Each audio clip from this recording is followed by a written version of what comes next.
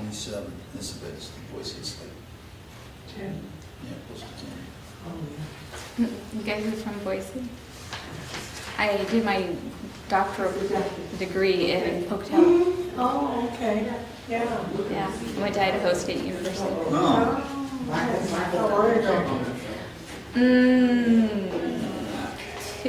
I left in 2000, so it was 97, I think, to 2000. Okay. Yeah, All right. December of 2000 was when I finished. huh. And you went from here to there? Or you, I did my master's degree in California at Loma Linda. I did my undergrad at Southern. oh, So I kind of well, hopped all over, and I had a stint in Trinidad for a year and a half teaching before I went and did my doctorate. So when you said, I went from Trinidad in December to Idaho. The graphic is live, so we can start. Okay.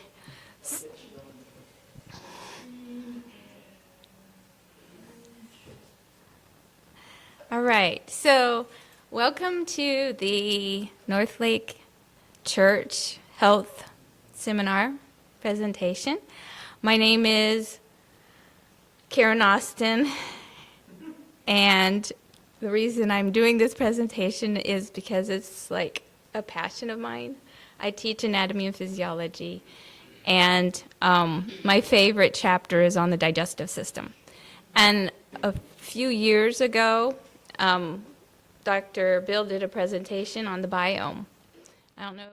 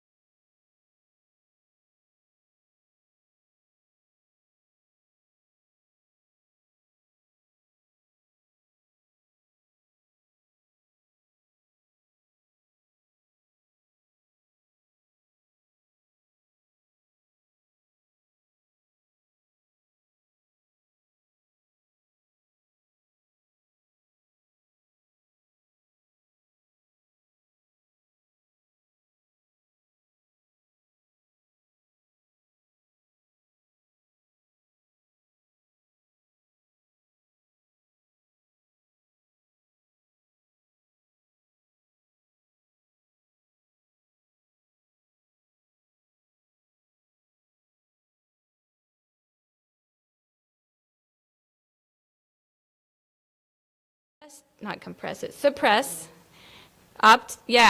take away the optimal environment, and then these opportunistic take the opportunity to cause infection.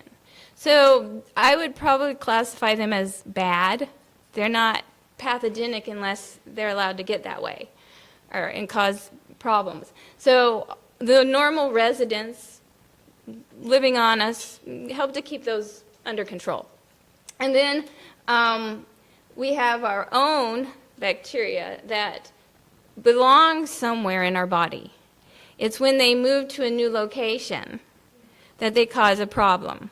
How many of you have heard of cases where we got to recall the lettuce, we got to recall the spinach, we've got to recall this and that because of E. coli infection? Everybody has their own E. coli. It's your normal. But if it gets into your mouth and into your stomach, or someone else's gets into you, then we have an infection. And so that's what I'm talking about here, is when they get into a new location, they cause a problem. All right? So now we're going to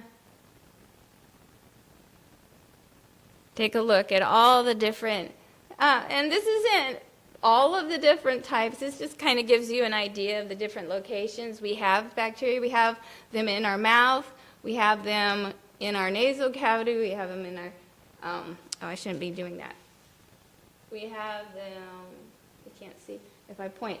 You have them in the stomach and small intestine, large intestine, all throughout. And on the skin, we have, so we have quite a few. There are about, 300 to 500 different species living on us. And I don't know who's done the count, but I think they would be a whole lot surprised when they actually...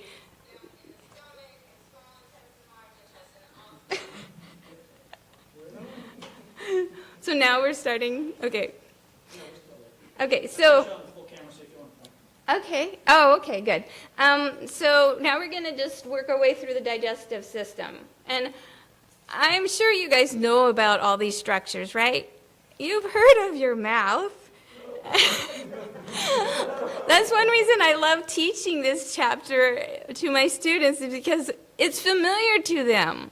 I just am going to give you some new insights. So we're going to start off, your lips and your cheeks. What are they for? Keep food in your mouth.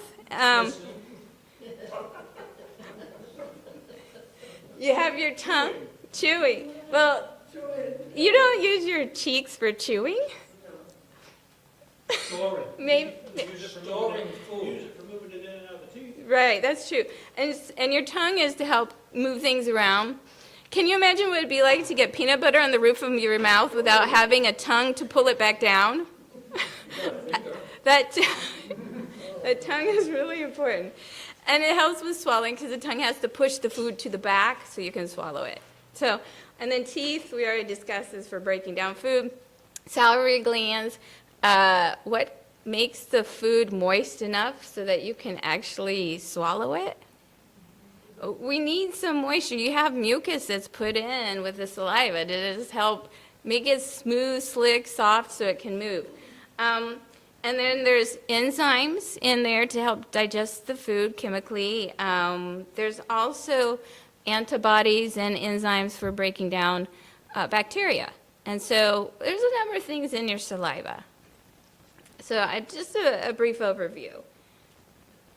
So here's a picture. This is one that I teach with. This is one of my models.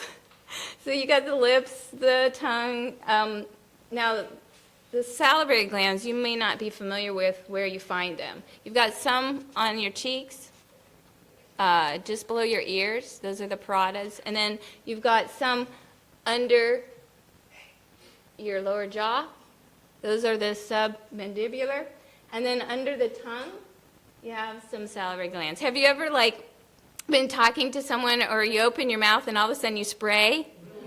What you've done is you've compressed the gland, and there's little ducts, and you can just send the saliva out because of those ducts.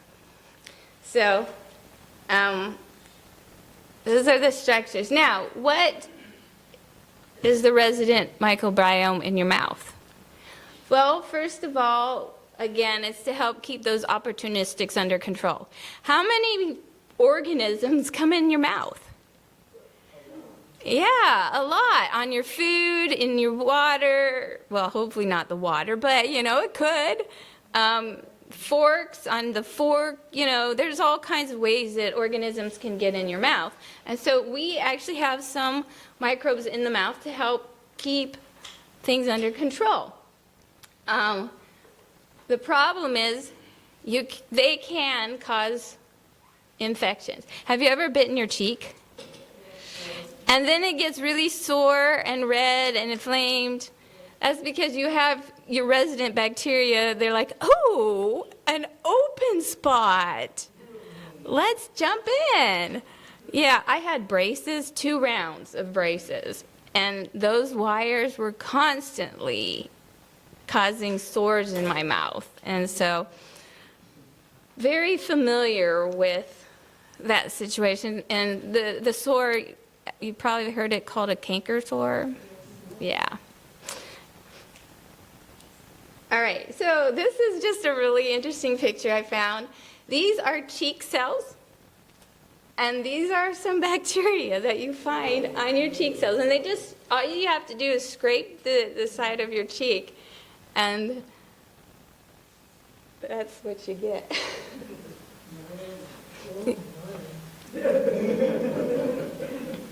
So, now, some diseases that are caused by some of these opportunistic or pathogenic microbes. I don't know if you've heard of thrush before. Yes, babies have it all the time. Babies have it, but also older people get it when they don't have good mouth hygiene. Yeah, it's a fungus infection. My mom got it once, and she got it when she was on a antibiotic. Yeah, so you got to watch out. And so it is more likely to occur when you get rid of those good bacteria with an antibiotic. You can also get periodontitis.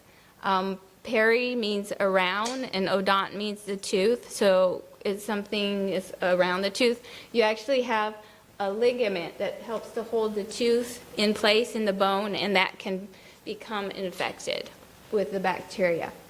There's also necrotizing periodontal disease. Notice this is opportunistic. So those guys are there. If we have a healthy mouth, then the good bacteria can keep them under control. But this is when you have decreased resistance from stress. Anybody ever have stress? Ah, yeah. So, I have a picture here of a tooth. And so when we're talking about the periodontal disease, along here, along this edge, you have ligaments that go between the edge of the tooth and the bone and just kind of help hold that tooth in place. All right? Then I'll also talk about gingivitis and cavities. So gingivitis is going to occur right here, right along this edge where the gingiva and the tooth meet. We have bacteria that live in our mouth, and do you know what they like to eat? Sugar. And what will happen? What will happen is that they'll form a little mass right here at the edge, and that mass will be of those carbohydrates that they're eating and the bacteria, and cause inflammation and cause that gum to start to pull away. And so that is your gingivitis, is that inflammation when you get that little mass there. How do you prevent forming those masses? Or flossing your teeth will help too. Because it's not just sugar, it's carbs. And if you have a carb-free diet, it's not healthy. You do need to eat some whole grains, but those whole grains and and potatoes, there's carbs and there's starch, and that can be broken down to sugar. And so keeping that area around the tooth clean is really important. And then there's cavities. I'm sure everybody is familiar with that. You have bacteria in your mouth that do break down the sugars into carbs. And when they break it down, they release acids. And those acids are strong enough to start dissolving the top of your tooth. Okay? And then the bad breath. Did you know your bacteria can be the cause of your bad breath? They're releasing these strong chemicals. Notice it's more common with the animal proteins. And that doesn't mean just meat and chicken and fish. Do you have animal proteins in dairy? Do you have animal proteins in eggs? Yes. So any animal product that I can think of has an animal protein. You'll take out the fat, but you don't take out the protein out of the animal products. So just a FYI. And that's what this is all about. So this is a picture. Yeah, notice right along the edge right here, they've got some pretty good masses forming. And if you could see the tops right here, you could see some cavities. And this was the nicest looking picture I had. Some of the other pictures from my pathophysiology book, I don't think you would have wanted to see. I tried to be selective. So that's the mouth. Are there any questions about the mouth? All right, we're going to move down now to the esophagus and the rest of the digestive tract. And the rest of the tract is kind of like a tube made out of multiple layers. Now, some of the tube is bulged to form the stomach, but it's still a tube. And so we're going to look at a few layers of the tube. You have the mucosa, which is the innermost. And by its name, what do you think it has? Mucus. It has a layer of mucus. That layer of mucus is extremely important, we'll see. Right below that is submucosa, and that's connective tissue. It's just a loose area that things can run through because the mucosa needs to have blood supply. So we have to have something that the blood vessels can move through to get there. And then we have a layer of muscles. And what is that layer of muscles for? Move the food. And every part has at least 2 layers of muscles. The stomach has 3. But have you guys ever watched an earthworm move or a caterpillar?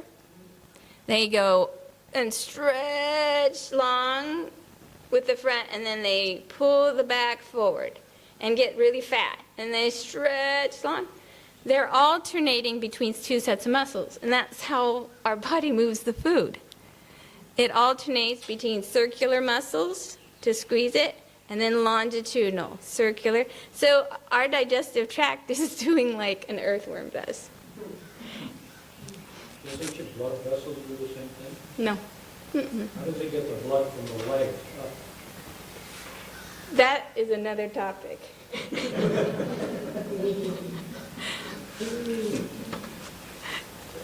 I'm practicing on you. I'm practicing on you.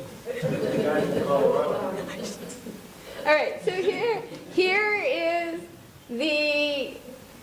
essentially the esophagus. This is basically what it looks like. Or this could be the small intestine. I think with the ruffled edge, it's the small intestine. But they all look pretty much the same. You've got the mucosa right here on the surface. The mucosa is only 1 layer thick. All right? What kind of things are going to be encountered by that 1 layer of cells? Anything you put in it. And anything produced. So enzymes and acids and all those things are going to be encountered by that 1 layer if we're not careful. And then right here, this lighter layer, these little red spots in yellow, those are the arteries, the veins, and the nerves for this mucosa and for our other things. And then you can see 2 sets of muscles. This is the circular ones and the longitudinal. Circular and then longitudinal. And so that's pretty much the setup of all of our structures. Now, we're going to talk about the mucus. I know that's not a very pleasant topic. How many people, go to a seminar and hear about mucus, right? Unless it's respiratory. But the mucus, and I got this term from Michael, it is the layer of goo covering the mucosa. And what is that for? Although we have a lot of microbes that are good, do we want them actually in the cells? No, we want them just on the cells. So this keeps them from coming in contact, direct contact. We also have a lot of defense cells. When I have immune cells, I'm talking about defense, helping to protect us. There's a lot of those cells along our digestive tract. Think about it. How do we get foreign things into our body? Through our mouth, through our digestive tract. Does it make sense to have a lot of defense cells all along the way? And so we have a huge amount of defense cells, our immune cells, that are along our digestive tract to help protect against anything that's coming in through our water, our food. All right? And so that mucus is going to keep the defense cells at the cell surface and away from our bacteria. They're going to work together, but you don't want them to come too close in contact. All right? So this is a really cool picture. Can you tell I have fun looking at these pictures? This is actually not the digestive tract, but I wanted you to get the idea. This is what's called a goblet cell, and it makes mucus. And this is actually in the respiratory tract, but it's going to form a layer right along the surface. And this layer right here would be the mucosa. And then right on the surface, there's a layer of mucus. And you see that in the respiratory, your nasal cavity, your lungs, until you get deep in. You don't want mucus deep in. All right. So that's one thing. There's another thing that I need to point out is the tight junctions. Now, by its name, what does it sound like? It's going to keep things tight, right? So we have tight junctions, and we can see them in this picture. These are two cells. These would be of the small intestine, and right here, these blue structures are the tight junctions. Does it look like anything can get down between these two cells? No, that's what they're for, is to keep things from getting down between the cells, because down here would be our bloodstream. And if it can get down to where the bloodstream is, then it can get into the whole body. So we need to protect. And so those are the tight junctions that our cells, and it's not just our digestive tract, we have tight junctions all over the place to keep cells very close together and don't allow things between. And remember, we have enzymes. Are we going to be able to get enzymes down between? Do we want enzymes to get down here where the blood vessels are? No. So these tight junctions, to have them very strong is very important. Digestive enzymes. Yes. Yeah, that's what I meant.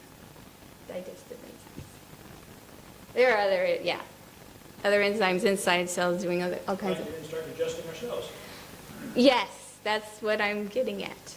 We don't want to start digesting which will be talked about in the digestive part called the stomach. What happens with an ulcer? All right, so esophagus real quick, since I'm going through the digestive system, not just our microbes. We know what the esophagus is for. It's just to move food down. And actually, we can't really call it food at that point, can we? It's the well, it's called a bolus actually, but it's what was food and no longer looks like food. All right, so that's the esophagus. We're quite familiar with it, and that empties into our stomach, this nice large holding container. So here's a closer look at the stomach. You can see the mucosa. I love that picture. Can you tell I'm a picture person? Look at all the waviness on the stomach. Do you know what that's for? It's for stretch. How big can your stomach stretch? Do you have any idea? I worked on a cadaver, and his stomach was the size of a football. And I am not kidding. And so this allows for your stomach to stretch. It can be very, very small when it's empty, but it can stretch and hold an awful lot after Christmas dinner. So that's the mucosa, and then we've got our layers of muscle. This one actually has a third layer, so there's 1, 2, 3. Not only are we mixing this way and this way, but at an angle, so we can just mix all kinds of things around. All right, and so some characteristics that are unique to the stomach, we have gastric pits. Gast means stomach, so these are just little pits in the stomach, and what are at the bottom? There are some glands at the bottom, and that's where we make our acid, and that's where we make some enzymes. The enzyme is pepsinogen, and it works with the acid to digest proteins. And then we have a third layer of muscularis, a third layer of muscles, which I just pointed out. So here's another picture. This is supposed to be of the stomach. And so here's our pit, and you come down to the pit, and down at the bottom is a gland. And so this is showing different kinds of cells. Those different kinds of cells would be producing different materials. One would be producing the acid, one would be producing the enzyme. There'd be some there producing mucus, because what's missing in this picture is a layer of mucus. There should be a layer of mucus, right? Very important that the stomach has a layer, and you can see the 3 layers of muscle. But look how close the blood vessels are to the surface that's going to encounter the acid and the enzymes and the toxins and all those things coming in. Only a single layer of cells between the blood vessels. Yeah. Now you're like, wow, it's amazing that our body isn't worse off than it is. What a machine. Yeah, it is. So stomach functions, secrete enzymes to break down the protein. We don't do a whole lot of digestion of anything but protein in our stomach. We do chemical where we're just kind of breaking the big pieces down as we mix, but the actual breaking into small pieces is pretty much protein. So have you ever been Chinese restaurant where you eat just like stir fry and rice? When do you get hungry? Yeah, in no time at all. Did your food spend much time in the stomach? No, because there wasn't protein. So, anyways. And then we mix it. We mix things around, constantly mix things around in the stomach. Your stomach mixes about every 20 seconds. You had no idea about that. And when it's empty, what is the result of those mixings? Do you know what happens? Growling. It starts making noises. Yep. So, now we're going to talk about bacteria. Yes? How much does your stomach actually move? Because I can't feel it moving right now. It's not moving. Or It's, squeezing or whatever. yeah, it's just muscle contractions. And you can't feel it. You're right. It stretches, but you don't feel the movement. I don't know how much, because I'm with you. You can't tell it's doing anything, which is a good thing. Wouldn't it be disturbing if you could? Does the frequency of the motion increase when you eat more and then decrease after you haven't eaten for a while, or is it about the same? From everything I've read, it's about 20 seconds. And All during the day? all during the day. And when you have when you have more food and lots of protein, and fat will slow down things too. It's still mixing every 20 seconds, but it's going to take longer for it to be emptying into the small intestine. Does it rest at night? Yes. Yes, it Rest at does. night? Yeah, I haven't seen how much it rests or whatever, but yeah, it does. That's why you shouldn't eat late, because you don't give your stomach a chance to rest. Yeah. All right, so there's one bacteria that I've seen talked about in the stomach, and it's H. pylori. And a lot of people have it. It's kind of, I would call it an opportunistic bacteria. It doesn't cause problems in most people, but it is the one associated with ulcers. So you may have it, and it's not causing any problems because you're not decreasing your body's defense against it. Okay? So that's what we're going to look at, I think, shortly. I think that's the next one, but all right, next one. So, oh, this is the picture of it. Why is it called helico? It's in a helix. It's a spiral. So that's why it's called Helicobacter. And pylori has to do with the part of the stomach where it's more commonly found, the pylorus. So actually the names sometimes make sense. All right, so here is a problem you've heard of, ulcers. And it is formed, notice when the mucosa, when I say mucosal barrier, that's the mucus and the tight junctions. That's what's our protection there. When that barrier is broken, it can be broken because of a number of things. One is because of the bacteria. The bacteria can actually release chemicals as they grow there.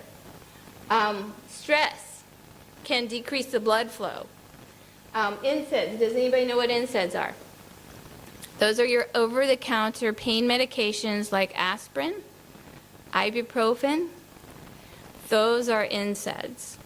And those can decrease the blood flow. If cells don't get good blood flow, are they going to be strong and healthy? No. And so if you take, I have a friend who had terrible pains in his ankle, so he was taking a lot of ibuprofen. He ended up with a bleeding ulcer because of it. He was just taking way too much. And so you have a balance. You've got these barrier defenses, and then you have things that are trying to fight it. And you can keep that balance based on what you have coming in. Caffeine, animal protein, and high fat, those all increase your acid. You have a normal amount of acid you need for the protein. But if you have more acid, more enzymes, that's going to offset your balance. You offset the balance between defense and injury, you'll have an ulcer. All right? Any questions? So if I put some food in my stomach that's protein, but it's all coated in fat, what happens to it? It's going to sit there for a while, and you're going to use a lot of acid and to break down that protein. A lot of acid, a lot of pepsin, which is your enzyme. All right, so this is actual picture of a stomach, not just a drawing, and you can see how nice and tight everything looks. It looks very structurally sound.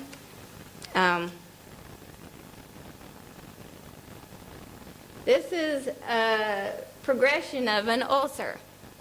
So the top one shows nice, healthy, notice it started to eat away because that defense is not there. So the enzymes can start digesting away, and you can see it can get deeper and deeper and deeper till it's all the way through, and you can have perforation. And the bacteria is involved. It could have started the inflammation. It could, and with your diet, the two combined, lose that defense, that protective defense. All right. Another one, gastric cancer is associated with a lot of H. pylori infections, a lot of ulcers, and then smoked foods. I usually associate that with like meats, but anyways, next we move to the intestine. We got two sets of intestine. We have the small one and the large. Why is it called small? Because it's smaller around. And the large? Bigger. So this, to me, is the most important part of the digestive system. That small intestine. Because that's where the nutrients get out of the intestine and get to the bloodstream. If you don't have that exchange, why have a digestive system, right? I mean, what's the use? Might as well take it all with the IV. So we're going to start with the small intestine and some unique characteristics. We have what's called villi, and they're like little fingers. Now, I have a flat piece of paper here. How much can you think could get through this if this was a layer of cells? Now, what if I just layered it with all these little fingers? You can get on every side of each finger. So that increases the surface area a lot. So much so, anybody want to guess how big your small intestines would be if you flattened out all those little fingers and everything? Not quite miles. It would be the size of a tennis court. That's how much. Yeah. So very important to give your food only spends like an hour there. So we have to have a lot of, well, I guess you can't call it food anymore, but the stuff has to have a lot of surface that it can contact and get through because it doesn't spend much time there. All right? Now, one thing we see IgA in other places too. We also see it in the mouth. But these are protective proteins. Our body makes these special little proteins. Some of our white blood cells do that. And these will bind to foreign things. And so this is a part of our defense, these IgA.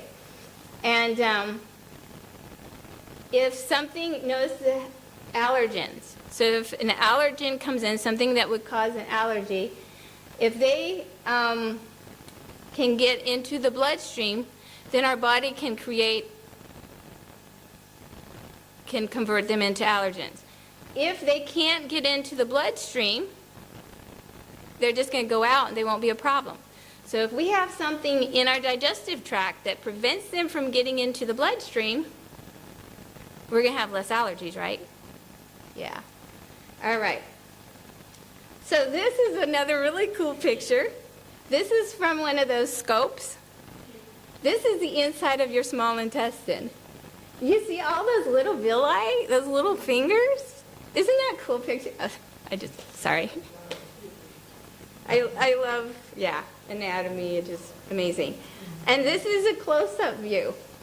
And this is a microscopic view. Yeah. Little fingers. Pretty cool. Now, the function, a lot of enzymes come from cells on those villi. And those enzymes are for digesting the food. And we also, when we've broken the food down into small enough pieces, then we absorb it. We take it through the cell and into the bloodstream. We also transport a lot of water there.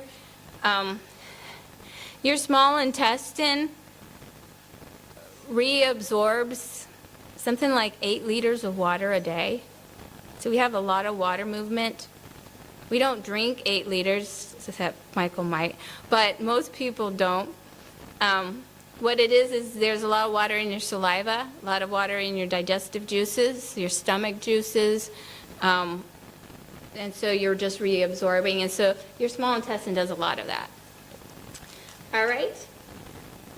Now, large intestine, what does it do? Not much. Can you get by without a large intestine? Oh, yeah. You can. Things will move through a little faster, and be a little different consistency, because there is some water reabsorbed. That's when we reabsorb that water, take that water back to the bloodstream, it makes things firmer, and so it helps to compact it.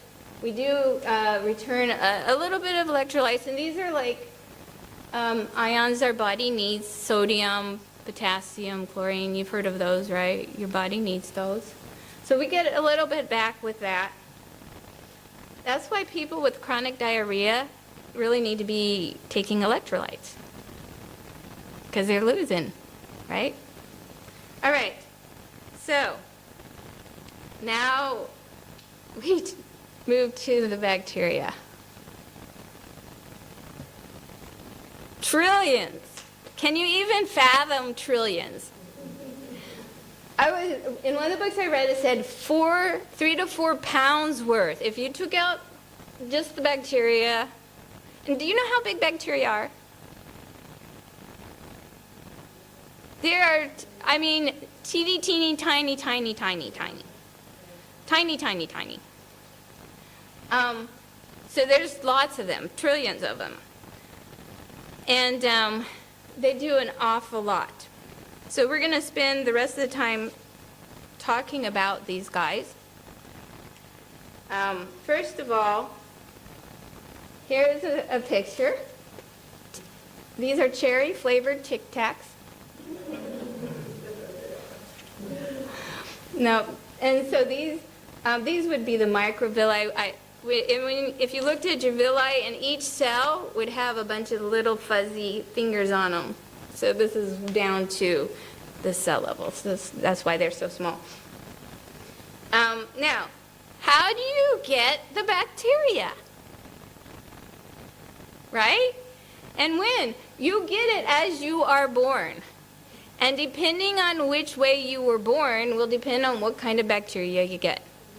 So if you're born vaginally, you will get vaginal bacteria, which is the good kind.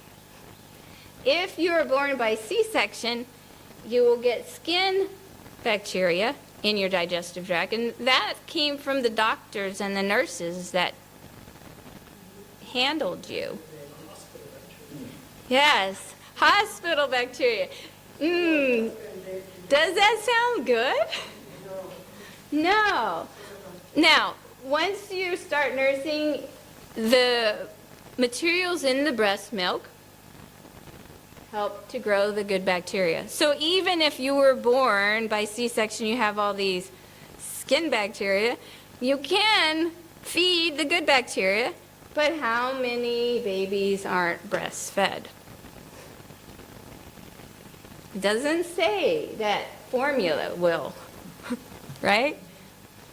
All right, and then once you start eating food, the good bacteria come in on plant material, and the bad bacteria come in on meat and junk food. All right, so let's look at the few things the good bacteria can do. I limited it to 10. There were a whole lot more, and they are studying more and more. These first 3 have to do with your brain. Your gut bacteria is called the second brain. And these are chemicals also produced in the brain. Serotonin, happy feeling. Your brain makes it when you're outside in daylight. your gut bacteria can make it any time of the day. So those people who don't have a normal work shift, if you've got the right bacteria, you can still have that serotonin. GABA controls feelings of fear and anxiety. Would you like to not have fear and anxiety? This one was really amazing to me. BDNF, brain-derived neurotrophic factor. Brain. They thought it came from the brain only. But the bacteria make it too. And what does this do? It can help you grow brain cells. For the longest time, I was taught you couldn't regrow brain cells. Once they were gone, they were gone. But they're finding that may not quite be such a hard, fast rule. I was amazed by that. 2 of the books I read were on just the gut-brain connection. It just is like floored me. They make some vitamins. You may have heard that your gut bacteria makes vitamins for you. Yeah, it makes some of the B vitamins and vitamin K and some other hormones. This is another interesting thing. They digest fiber and resistant starch to butyrate. This is what I learned from Dr. Bill, and I looked into this because this is pretty amazing. This butyrate, made by the bacteria, is the fuel for the gut cells. So if you have good bacteria, you're feeding your gut cells what they need to have tight junctions. And so, what do you think leaky gut is? Tight junctions, broken. So if you have the right bacteria, you're feeding, those bacteria are giving your body food for those cells. Isn't that amazing? That just floored me. Anti-inflammatory and anti-carcinogenic. Butyrate keeps you from having inflammation and cancers. That's made by the gut bacteria. Pretty amazing. So, let me back up. That's the wrong direction. No, we can go there. What do you think this is going to provide?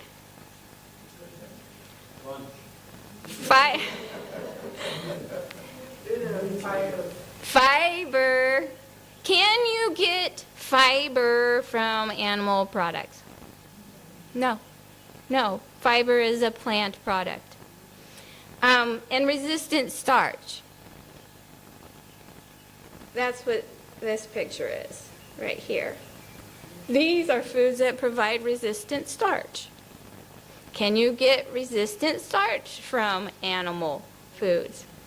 No. And these are the foods that the bacteria break down and form the butyrate with. So obviously these kind of things should be in your diet, right? So that you can feed your gut bacteria. All right, so real quick, some other things. The remainder controls what passes into the cells of the digestive system, monitors what can get across. Your immune system, I talked about how many immune cells you have there, because that's where you got to defend. It's going to help control the development and the function of those immune cells. Controls inflammation, helps prevent inflammatory chemicals from being formed, protects against virus infection and pathogenic bacteria. So all these are things a good bacteria does. Now, what about bad bacteria? I said they're good, bad, and pathogenic. So you're going to have a mixture. Everybody has a mixture of good and bad. It's the proportion that's really the most important. And so are you feeding the good or are you feeding the bad? So first of all, what do these bad bacteria do? this one was very interesting, how bacteria in your large intestine can cause bad breath. I was like, what?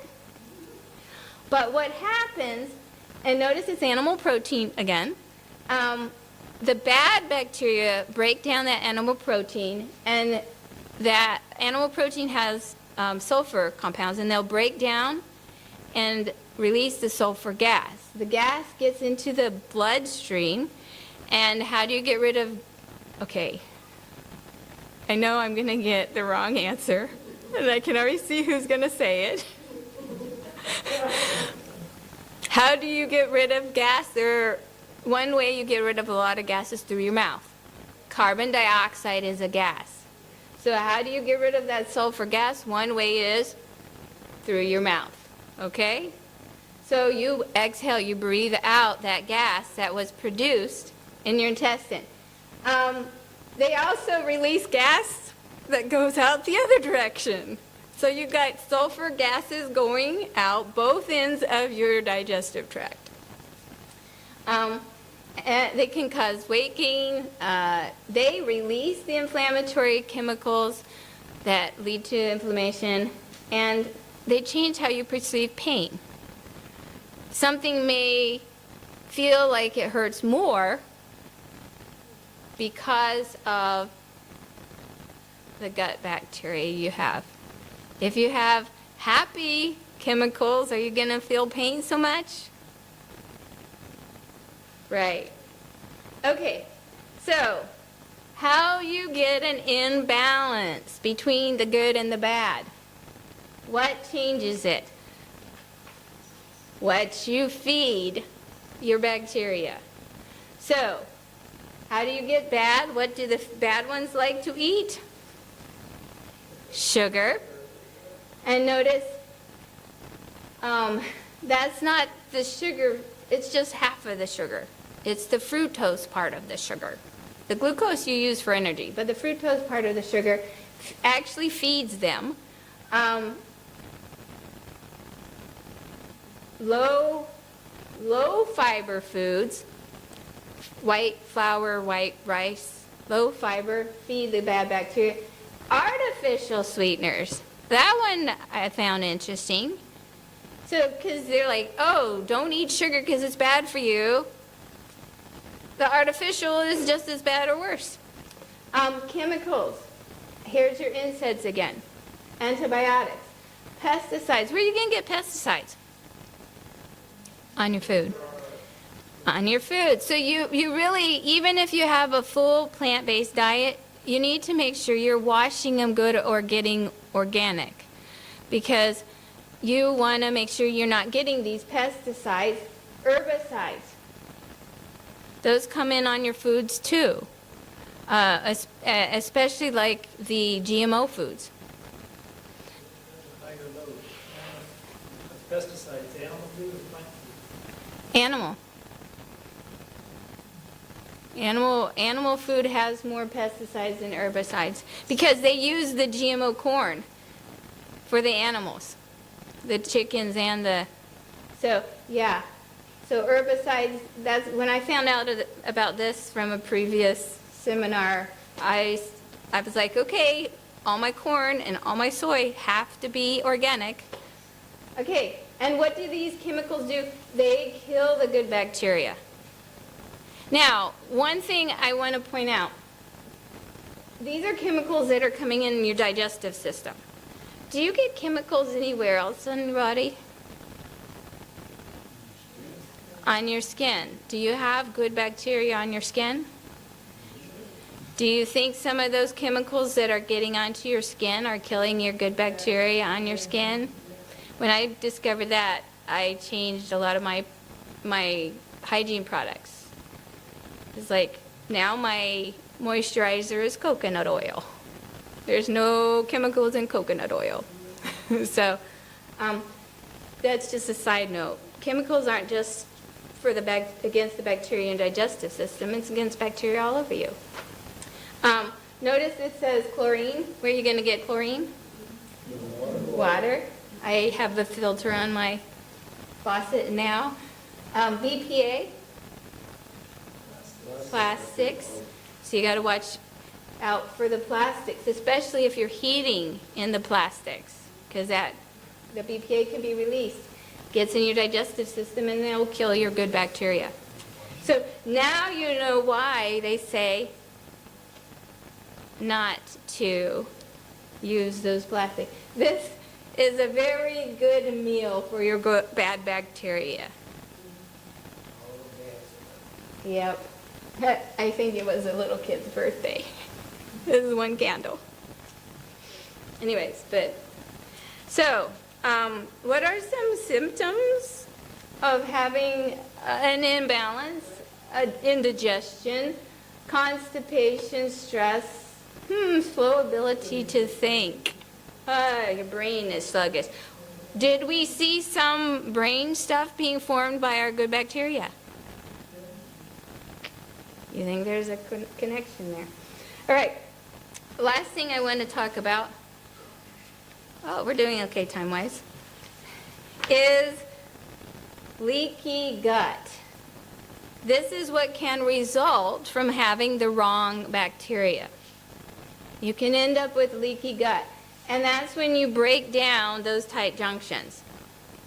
If you break it down, things can leak through. And so this allows anything in your digestive system to get into your bloodstream. All right? And so this is basically the steps.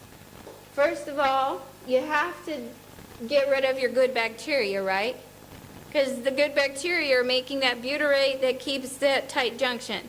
So get rid of the good bacteria and have a diet that feeds the bad bacteria.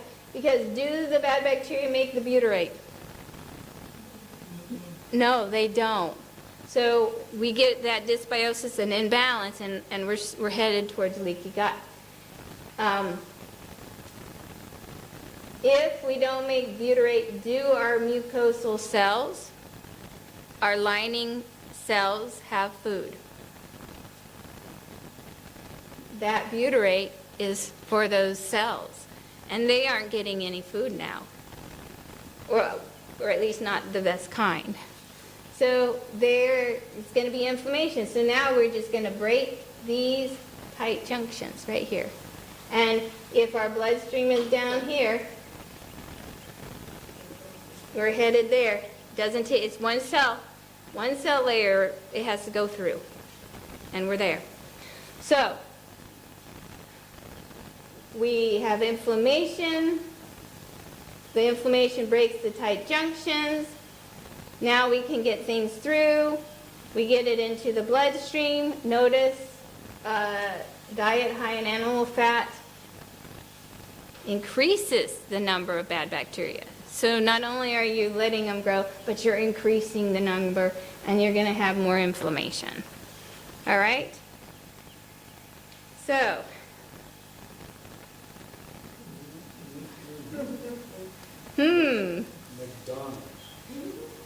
no, we don't know that because there is no, this is a generic picture, no trademark. That's right, it looks like a real tomato. Yeah, and lettuce. Yeah. But what is this going to do to your gut bacteria? Right? Of course, the popcorn is okay if it's not like highly buttered. No butter on it, just like, I'm sure there's some value in popcorn. Okay, the leaky gut allows for allergens. What's going to happen to your allergies if all of a sudden these particles that are coming in your body can get to your bloodstream where you have the white blood cells that make the reaction to the allergens? So now you can increase your chances of allergies. What age do you think these kind of diets are incorporated?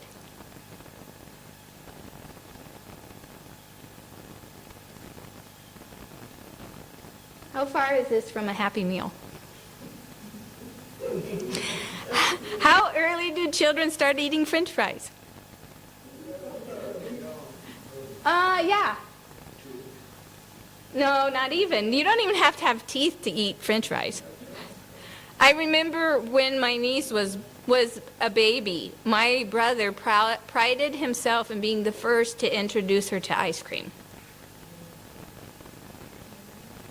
Yeah. So, it can start at a very early age. So, symptoms of leaky gut. This reminds me of one of those drug commercials on TV. Symptoms, allergies. Why? Because they can get through. Food intolerances. The particles in food that normally don't get into your bloodstream get in, and your body can make it so your body can't tolerate it. Digestive issues, yeast infections, yeast overcrowding, difficulty with weight. You have a hard time losing weight. Nutrient malabsorption. The nutrients in your diet aren't getting across to the bloodstream. Brain fog. Nobody has that. Depression. Why do you think depression and anxiety are there? Your good bacteria is not making those happy. All right, and small intestinal bacteria overgrowth. And then disease that you can get as a result of having leaky gut, IBS, irritated bowel syndrome, IBD, I forget what that is, irritable bowel disease, disorder, yeah, syndrome and disorder. Syndrome is when you have multiple. All right, celiac disease, Crohn's disease, colitis, PMS, autoimmune diseases, hypothyroidism, migraines, asthma, etc. Ooh, Alzheimer's, Parkinson's, autism. My dad had Parkinson's and died from it. You know what his favorite food was? Ice cream. Ice cream. And when he was on Parkinson's medicine, the way that he could tolerate the taste of his pills was ice cream. So every single time he took his pills, he had a bowl of ice cream. And he was eating ice cream as long as I could remember. That was our Saturday night, that was our dessert. If we got dessert, it's probably ice cream. Do you think, how many things in ice cream do you think? There's the sugar, there's the animal protein, there's the animal fat, right? Or the strawberries. Okay, so I like to end with some Bible text, because this is just kind of an informative presentation to wake you up if you didn't know this. How many learned something new? Yeah. I was amazed as I was doing the research. And you'll see I had, 6 different books I used. Did God know what he was doing when he said, "Behold, I have given you every plant yielding seed that is on the earth, of all the earth, and every tree which has fruit yielding seed, it shall be food for you"? I'm just curious to think, when did our gut bacteria first enter our body? When did it first enter the human race? Was it in the Garden of Eden or shortly thereafter? Maybe the tree of life provided things that once they weren't, that kept them alive, right? The tree of life, there was a reason it's called that. You get out of the tree of life, maybe you started eating gut bacteria. That's how my mind works, but isn't that interesting?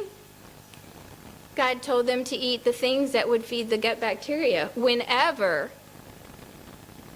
they were. I like this one. Exodus 23:5. But you shall serve the Lord your God, and he will bless your bread and your water. And I will remove sickness from your midst. How many diseases did we just see is caused by not eating that original diet God planned? And that was just a short list. I didn't want to overwhelm you. Okay?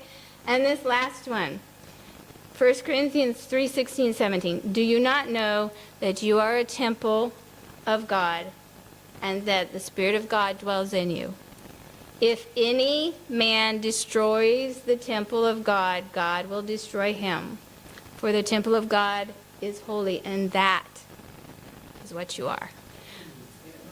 Do you treat your body as if it's God's temple? And now you know you need to treat your bacteria because they're God's too. All right, any questions? Okay, go ahead, and then I'll get yours after that. I just want to make some comments Okay? that I think you did a very good job. And I just want to let everybody know in here that about 95% of the illnesses are related to what you just told me. Mm-hmm. It's what we eat. Yep. Okay, that makes a difference. Okay. Okay, so that's why it's very important to know what you just talked about. Okay, other disease, you have diabetes, heart disease, high blood pressure, Yep. cancers, GI Yep. tract with ulcers, cirrhosis, you name it, it's what we eat. So what she said was very important. Yep. And there were some studies down in California where they took the prisoners. The prisoners eat all meat. And they put them on a vegan diet.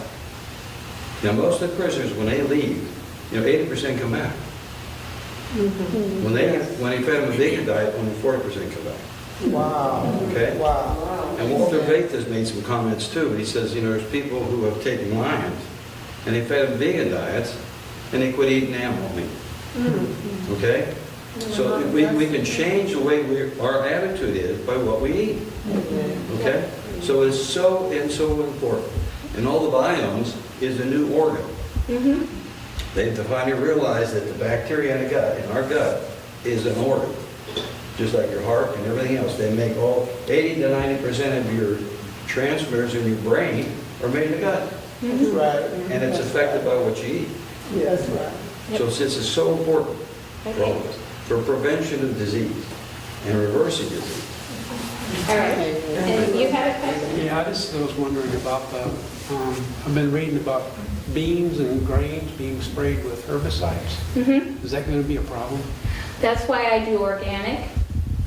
All my greens I get are organic because if they are truly organic, and obviously you don't know if it's labeled organic if it is, but it's a good chance that it is not sprayed. Yeah, but yeah, beans are not as much of a problem because you don't eat the part that gets to spray. But still, any plant product that's grown commercially, there's a good chance it was sprayed. And so the more organic you can go or that you can clean good, the better. And Aldi, I'm not trying to promote, but Aldi has a lot of organic foods. And I've been appreciative of that. But yeah, those are sprayed too. But you grow some of your stuff, so. Yeah, but not the dried beans. Right, yeah, but you have to watch out for that. And if you can always wash your beans. I wash mine really good anyways, just to, make sure. And use non-GMO. Yeah, use non-GMO.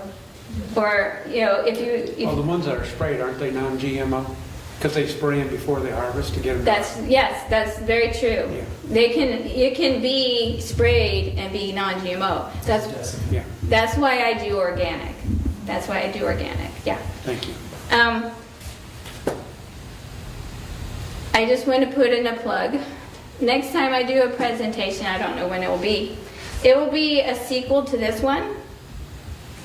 And it will be learning what foods and how to prepare foods to feed our gut bacteria. And of course, I might have to bring some products for you to taste. A taste test. So Just to let you, that's my plan for my next presentation. It'll just be a sequel to this, whenever it is. I have to start being creative in my kitchen and coming up with recipes. So, She only has like 600. How many more can she have? anyways, if there aren't any further questions, Karen? yes. I do have one. Our daughter, I found out some years ago, had IBS, irritable bowel syndrome, and we found out just recently her daughters are exhibiting symptoms of IBS. Is that hereditary? Or could be the same diet. They're eating the same diet. Most people eat what their parents eat.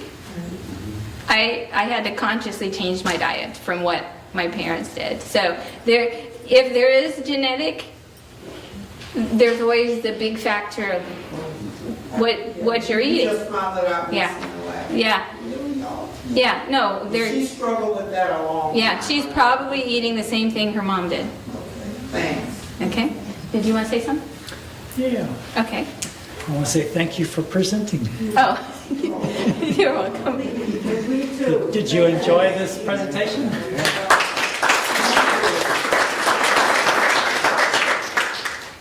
When we set this, I got an email. She says, "Are we still on? Is anybody going to come?" I was very pleased. And we've been wondering whether it's time to get started again. Yes. Do you feel like it's time to get started again? Yes. Yes. Yeah. So we will definitely schedule. Dr. Verreau, who some of you may not know, will be presenting in April. We're setting a date for that. Tentatively, we're looking at the third week, but that could change. Does that mean March is open? March is open if you want to do another one. Would you like a cooking demonstration? Yeah. So, Not just that, but, informative information too. this is our first time with this particular technology, so it took us a little more time getting started, and we had a couple technical issues that we know how to resolve next time. Yep, we do. So we can get started on time. We had about 5 people online. Oh, great. We were late, and so some of them, I got some text. Did you ever come on? Yeah. But this presentation is going to be on the website along with the other health presentations that we have done. Oh, great. So you can review it or share it with somebody. Any other questions? Not? I'll ask the Lord's blessing and we will adjourn.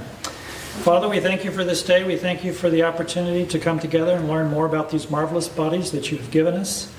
And help us to learn how to take care of them so that we may bring honor to your name. And help us to be able to take the information and share it with those that we meet so that they can come to know you as the creator of our earth and our bodies. In the name of Jesus we ask. Amen. Amen. Thank you. Thank you, Karen. You're welcome. Thank you, Karen. Great. You're welcome. Have a good week, everyone.